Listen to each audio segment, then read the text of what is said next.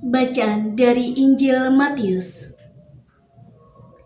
Apabila Anak Manusia datang dalam kemuliaannya dan semua malaikat bersama-sama dengan Dia, maka Ia akan bersemayam di atas tahta kemuliaannya. Lalu semua bangsa akan dikumpulkan di hadapannya, dan Ia akan memisahkan mereka seorang daripada seorang, sama seperti gembala memisahkan domba dari kambing. Dan Ia akan menempatkan domba-domba di sebelah kanannya dan kambing-kambing di sebelah kirinya. Dan raja itu akan berkata kepada mereka yang di sebelah kanannya, "Mari, hai kamu yang diberkati oleh Bapa-Ku, terimalah kerajaan yang telah disediakan bagimu sejak dunia dijadikan. Sebab ketika aku lapar, kamu memberi aku makan. Ketika aku haus, kamu memberi aku minum. Ketika aku seorang asing, kamu memberi aku tumpangan. Ketika aku telanjang, kamu memberi aku pakaian.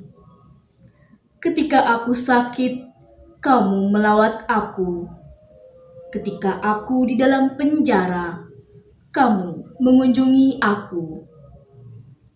Maka orang-orang benar itu akan menjawab Dia, katanya, "Tuhan, bila manakah kami melihat Engkau lapar dan kami memberi Engkau makan, atau haus dan kami memberi Engkau minum? Bila manakah kami melihat Engkau sebagai orang asing dan kami memberi Engkau tumpangan, atau telanjang dan kami memberi Engkau pakaian? Bila manakah kami melihat Engkau sakit atau dalam penjara dan kami mengunjungi Engkau?"